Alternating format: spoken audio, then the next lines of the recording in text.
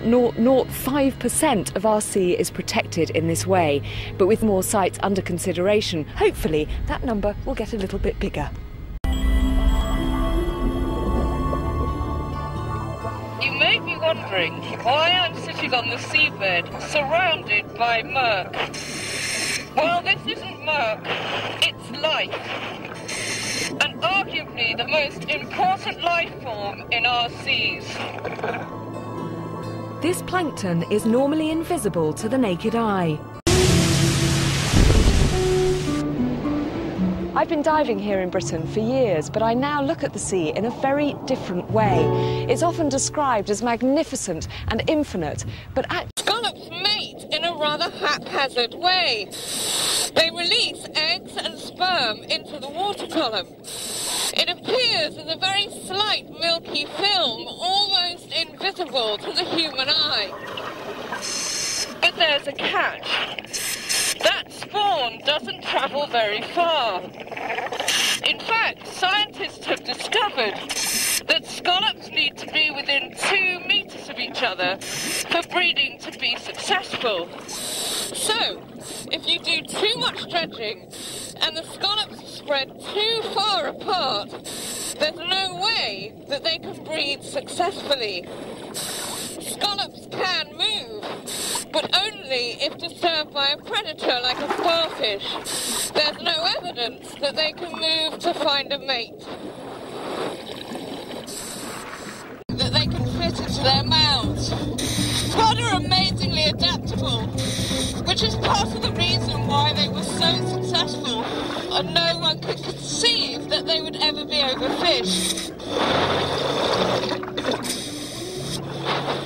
They really don't like me being here. I'm being attacked. Sorry, guys. Woohoo! this cod that could play a key part in preserving the species.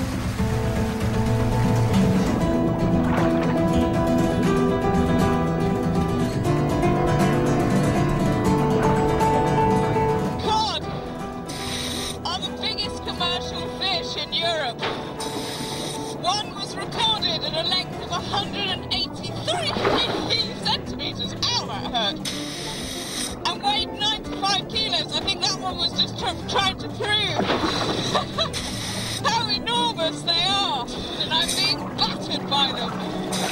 That's good revenge, I suppose. They're not the most beautiful of fish, but they are just butch and aggressive and no nonsense. It's so unusual to be able to see them in the sea rather than in a restaurant. But these cod aren't wild and they're not in the open sea. They live in a giant pen and have been hand-reared. In Britain, this astonishing underwater kingdom is right on our doorstep. There's a great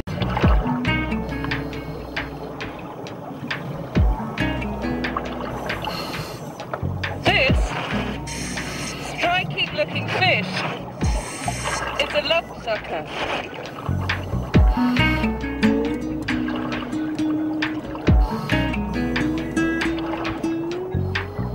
They usually live at depths of about 50 meters, but during the spring they come up into shallow waters and the female lays her eggs. This is the male.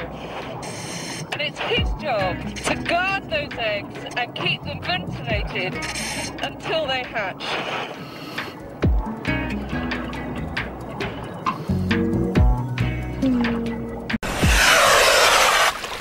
And all this happens in just a few meters of water, 50 meters off the shore, just a few hundred meters from a busy road in Tynemouth. This is a jellyfish and this is a plastic bag. Now, it's pretty obvious which one is which until I put the plastic bag in the water. It's very easy to mix the two up, and that's a problem for one of Britain's biggest marine creatures.